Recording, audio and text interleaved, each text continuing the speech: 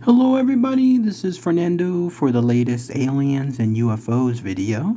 Alright, let's go ahead and let's do the next chapter associated with the book UFO Sightings by Alan Baker. This one having to do with chapter 5 and interestingly enough taking a little twist when it comes to its topic.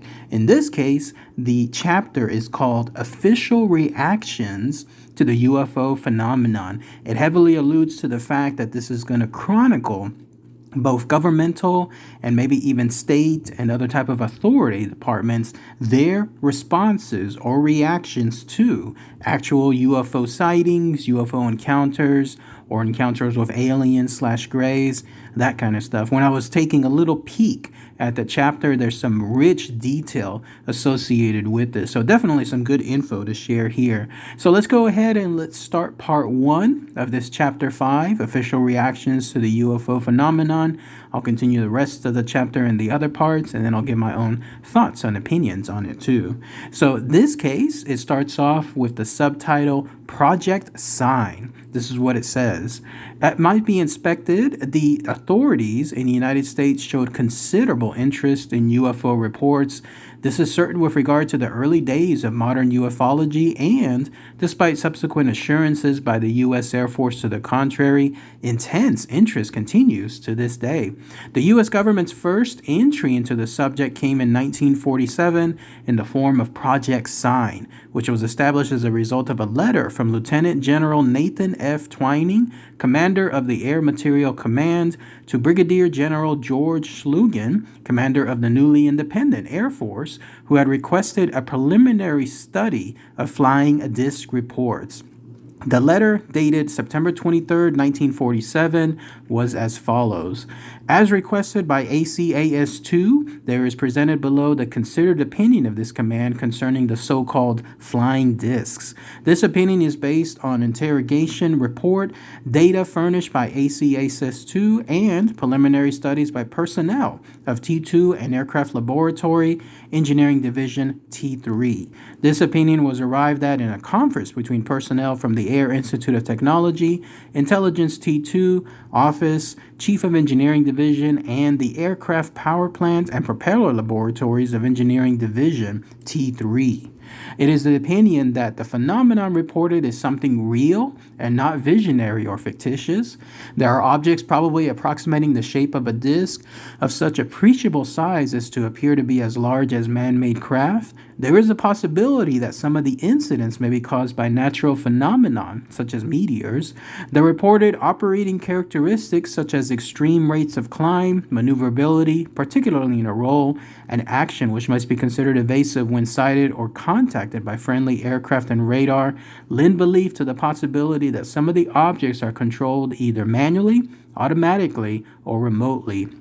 The apparent common descriptions of the object is as follows: metallic or light reflecting surface, absence of trail, except in a few instances when the object was apparently operating under high performance conditions, circular or elliptical in shape, flat on the bottom, domed on the top, several reports of well-kept formation flights varying from 3 to 9 objects, normally no associated sound, except in 3 instances a substantial rumbling roar was noted.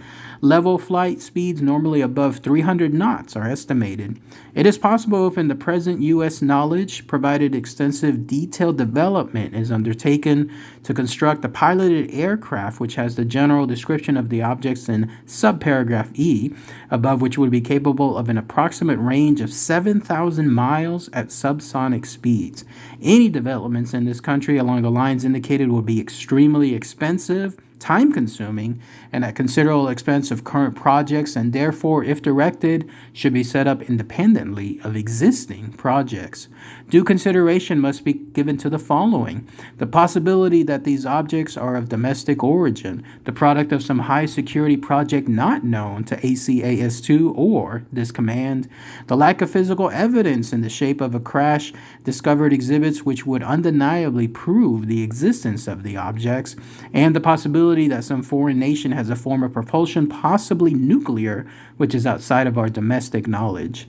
Therefore, it is recommended that headquarters, Army Air Forces, issue a directive signing a priority security classification and code name for a detailed study of this matter to include the preparation of complete sets of all available and pertinent data, which will then be made available to the Army, Navy, Atomic Energy Commission, JRDB, the Joint Research and Development Board, the Air Force Scientific Advisory Group, the National Advisory Committee on Aeronautics, and the RAND and NEPA, Nuclear Energy for Propulsion Applications Program, projects for comments and recommendations, with a preliminary report to be forwarded within 15 days of receipt of the data, and a detailed report thereafter every 30 days as the investigation develops. A complete interchange of data should be effected.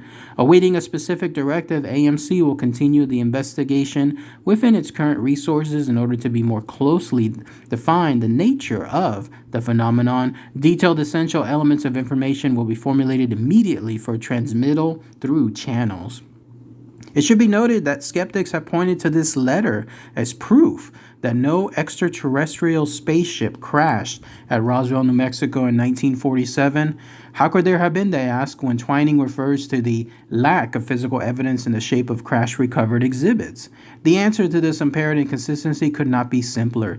Twining's letter to Brigadier General Schlugen was classified secret, and thus could only discuss information with that classification or lower. The alleged Roswell crash retrieval was classified above top secret, and so could not have been referred to in a secret communication.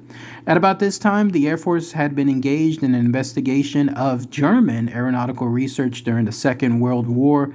When they compared the information with the reported abilities of the flying disc, they realized that no material on Earth could withstand the enormous stresses involved in disc maneuvers.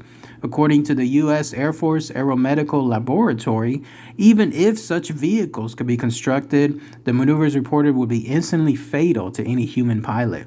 On December 30th, 1947, approval was given for the establishment of a permanent flying disc investigation group to deal with sightings and phenomena in the atmosphere which had been construed to be of concern to the national security. The code name was Project Sign, and it was given the lowest security rating, restricted. Almost as soon as Project Sign was established, it started to cause serious problems for the Pentagon. So enormous was the number of reports coming into the telephone switchboard that the Pentagon's ability to deal with other security matters was being dangerously undermined. Officials began to worry that the Soviet Union might take advantage of the public's increasing concern about the possible motives of the UFOs and the resulting clogging up of communication channels within the defense establishment. It was for this reason, combined with the secret status of the Air Force conclusions as to the possible extraterrestrial nature of some UFOs, that a policy of official debunking was established, while in the background an intense struggle was set in motion to discover their true nature. Soon after the Child's Witted sighting described earlier, the U.S. Air Force Air Technical Intelligence Center, based at Wright-Patterson Air Force Base along with Project Sign, produced a formal estimate of the situation, which was the closest the Air Force ever came to admitting the probability of the presence of extraterrestrial aircraft on Earth. The document was classified top secret and described in detail the history of UFO sightings up to 1948. These included the small spherical UFOs called Foo Fighters that were reported by air crews of both Allied and German forces during the Second World War, and the Scandinavian ghost rocket sightings. The quality of the reports presented in the estimate was extremely high since they all came from reliable witnesses, including pilots and professional scientists. Seen from today's perspective of official dismissal of UFOs by the authorities, the document was astounding in its conclusion that we were indeed being visited by interplanetary craft.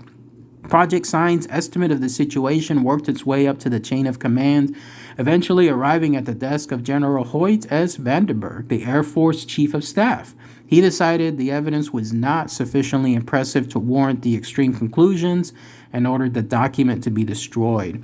This had an adverse effect on the morale of those working at Project Sign, who began to split into opposing camp, with those who still accepted the extraterrestrial explanation on one side and others who had gradually become more skeptical on the other. This is understandable in view of the continuing lack of accessible, unequivocal proof, coupled with the success with which most UFO sightings could be explained in ordinary terms.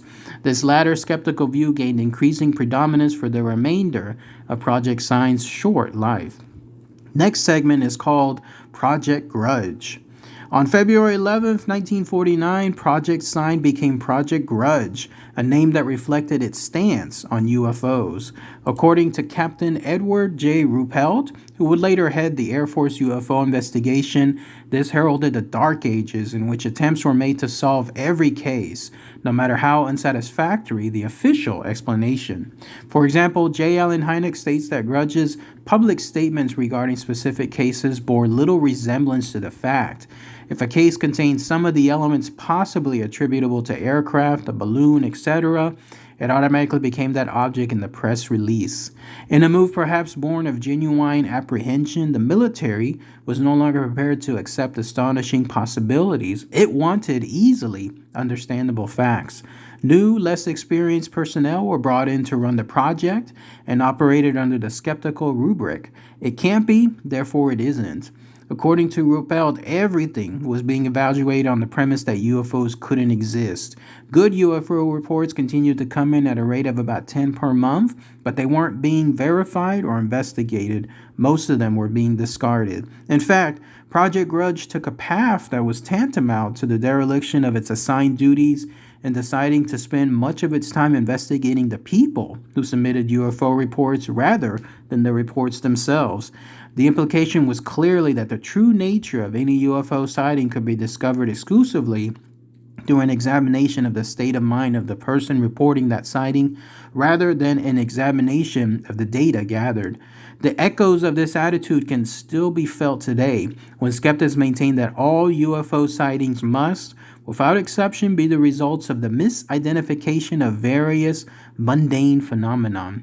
While Project Sign was in the bureaucratic process of becoming Project Grudge, its staff completed and submitted their final report, which included 2 scientific overviews of the subject by Professor George E. Valley of the Massachusetts Institute of Technology and the Air Force Scientific Advisory Board, and Dr. James E. Lipp of the RAND Corporation.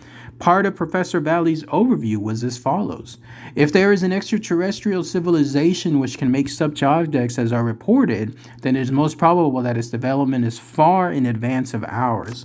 This argument can be supported on probability arguments alone without recourse to astronomical hypothesis. Such a civilization might observe that on Earth we now have atomic bombs and are fast developing rockets. In view of the past history of mankind, they should be alarmed. We should therefore expect at this time of all to be held such visitations. Since the acts of mankind most easily observed from a distance are A-bomb explosions, we should expect some relation to obtain between the time of A-bomb explosions, the time at which spaceships are seen, and the time required for such ships to arrive and then return to home base. Dr. Lipp also commented on this apparent correlation between the UFOs and nuclear tests. The first flying objects were sighted in the spring of 1947 after a total of 5 atomic bomb explosions, i.e. Alamogordo, Hiroshima, Nagasaki, Crossroads A, and Crossroads B. Of these, the first 2 were in positions to be seen from Mars. The third was very doubtful, at the edge of the Earth's disk in daylight, and the last 2 were on the wrong side of Earth. It is hard to believe that any technically accomplished race could come here, flaunt its ability in mysterious ways, and then simply go away. To this writer, longtime practice of space travel implies advanced engineering and science, weapons, and ways of thinking. Furthermore, a race which had enough initiative to explore among the planets would hardly be too timid to follow through when the job was accomplished. Although visits from outer space are believed to be possible, they are believed to be very improbable.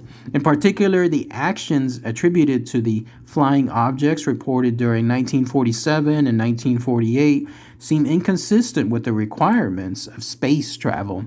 Although Dr. Lip's assertion that several atomic tests were visible from Mars does not mean very much, elsewhere he points to the unlikelihood of a civilization there. His statement regarding the correlation between those tests and the birth of modern ufology has been reiterated by many commentators over the years. In addition, the comments of both men point to the dichotomy of views that resulted in Project Sign's conversion to Project Grudge in 1949. The attitude of the scientific community that alien civilizations were a possibility but were unlikely to be visiting the Earth was echoed in Project Sign's final report, which erred on the side of skepticism while describing UFOs as if they were solid, manufactured objects subject to the laws of physics and engineering. Although Project Grudge was the Air Force's attempt to brush off the UFO problem, it was, to give its name, one of the most hotly debated revelations of recent years, fueling suspicions of a massive government cover-up of UFO-related information. Next segment is called the Grudge 13 Affair. The affair first came to the attention of the ufology community by means of Project Stigma Memo, a strange document purporting to prove secret human knowledge of an alien presence on Earth. Project Stigma was founded in Texas in 1978 with the purpose of investigating cases of animal mutilation. In 1981, the organization received a curious document entitled Memorandum. This is the entire text of the document. An eyewitness has described an official Project Grudge report number 13, top secret, need to know only classification, that was in fact published but then never distributed and was in fact subsequently destroyed. It consisted of 624 pages, typed, offset, reproduced on white paper with a gray cover, and included whole pages in print by, name deleted, and Colonel Friend. It covered U.S. government official UFO procedures, classifications, and all top-secret UFO activity from 1942 to 1951. Among other information it included was the following: significant UFO sightings, UFO landings, UFO alien close approaches, abductions, detentions, crashed UFOs and UFO retrievals, sensitive military-industrial areas where close encounters occurred, technical details on dismantled UFOs, UFO physics, including exotic nuclear weaponry, such as clean breeder reactor size of an oval basketball and ultrasonic light ray and beam weapons, photographic sections, all of them glossy pages, photos 3.5 by 5, 8 by 10, shows photographs of sensitive UFOs, color photographs of crashed UFOs, 3 of them in good condition, 1 dismantled, color photographs of deceased aliens, averaged about 4.5 feet, colored photographs of 3 living aliens, colored photographs of human mutilations, such as the head, rectum, sex organs, internal organs, blood removal. 1 military witness observed human abduction and body found a few days later. This case, which happened in 1958, has been added to the file. It also covered human and humanoid aliens, such as humanoid species, humanoid autopsies, no indication of age, a small species that was similar to humans, very similar in fact, varied in height by just a few inches, liquid chlorophyll-based nourishment, and food that was absorbed through mouth membrane and waste excreted to skin, language similar in appearance to Sanskrit, mathematical type phrases, and live alien communication that only desired answers to questions and therefore remained silent on undesired questions. This classified summary of the report completed the text. Note, the 1 copy seen had been annotated and updated by someone. The author of the memorandum was allegedly a Vietnam veteran who went under the pseudonym Captain Tutelant. In a 2-part article written for the British Journal Fortean Times, researcher Peter Brooksmith relates how he decided to look into the affair, writing to Thomas Adams of Project Stigma for clarifications of Tulant's background. According to Adams, Tulant's real name was William S. English. While working as an intelligence analyst at RAF Chicken Sands in Bedfordshire, England in 1977, he was instructed to examine and assign a probability rating to a 625-page long document entitled Grudge/Blue Book Report 13. English claimed that he was subsequently separated from his wife and summarily deported back to the United States with no explanation. Once back in America, he was contacted by his former base commander from Chick Sands, who informed him that he was about to go out to White Sands Missile Base in New Mexico to search for a large flying saucer that had been shot down and buried in the desert. English went, and while looking for the saucer, survived the missile attack which killed his former commander. He then went into the hiding for the next 8 years. Brooksmith's well-argued exposure of the inconsistencies in English's claims regarding his time in Vietnam, including the discovery of a B-52 bomber that had been disabled by a UFO and set down intact in the jungle of Laos, together with its horrifically mutilated crew, not to mention the manner of his dismissal from his post at Chick Sands, is too lengthy to set out in full here. I direct the reader to the relevant issues of Fortean Times. Whether or not English was telling the truth, he is representative of a group of people who have come to be known as whistleblowers. Claiming to have secret knowledge of the alien threat to humanity, they have decided to put their own safety at risk to bring us the awful news. Another whistleblower is Bill Cooper, an ex-military intelligence operative who claims to have read the original Grudge Report 13, which incidentally was allegedly co-authored by J. Allen Hynek. According to Cooper and others, the Greys come from a planet in the Zeta Reticuli star system. We may have Marjorie Fish to thank for this particular piece of information, which was devastated in a war with another race and turned into a barren desert. This has resulted in an evolutionary decline and the atrophy of their digestive system. They have come to Earth in search of new genetic material. This information was allegedly supplied to the U.S. government by an alien named Curl, who had left on Earth after the UFO landing at Holloman Air Force Base, New Mexico, which will be discussed later. Whether or not Grudge 13 really exists, and in spite of the oblivious unlikelihood of alien beings being genetically compatible with humans, this scenario has gained wide acceptance in the field of ufology, being submitted as an explanation for both cattle mutilation and human abductions.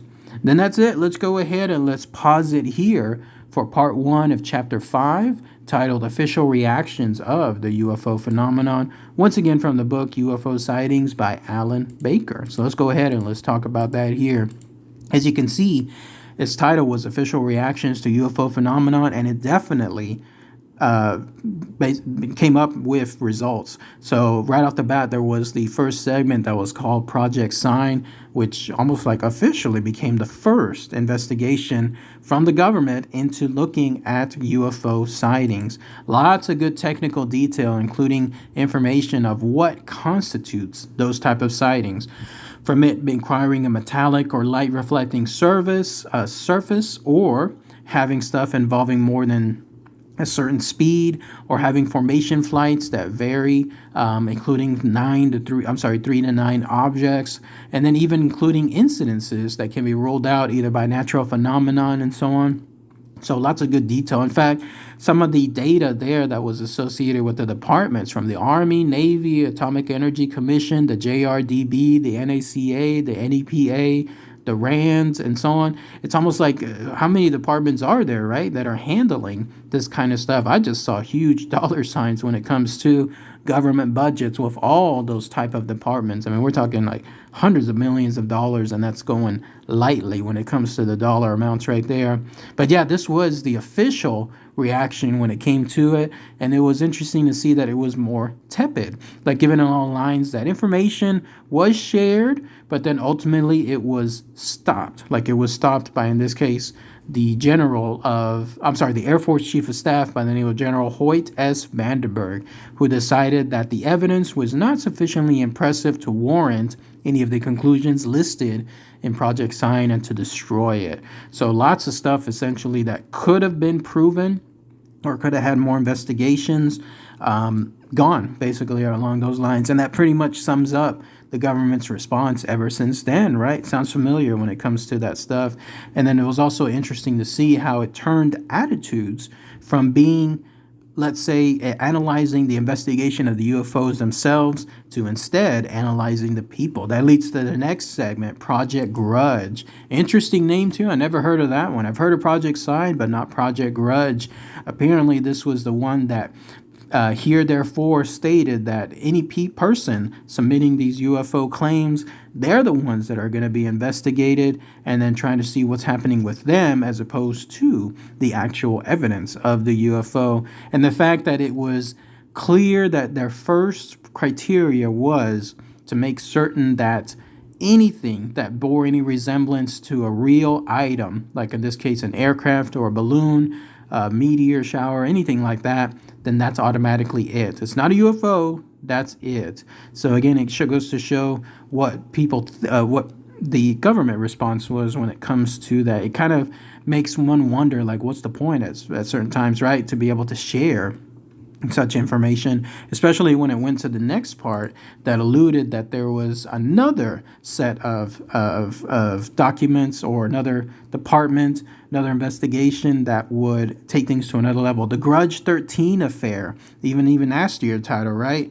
There it stated that anybody that was a whistleblower could potentially be somebody that would be targeted.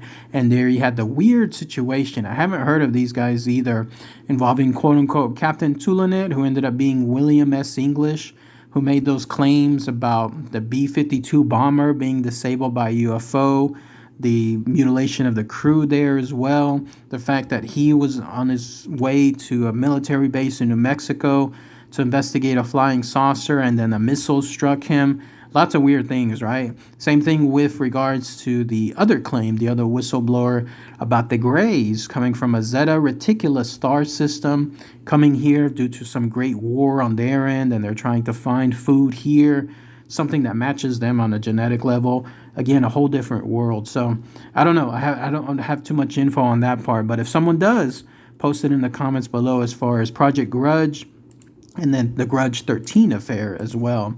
But that's it. What do you guys think? Let me know in the comments below, and then I'll be doing part 2 sometime soon. All right, everyone. Thanks again as always. Take care. Bye.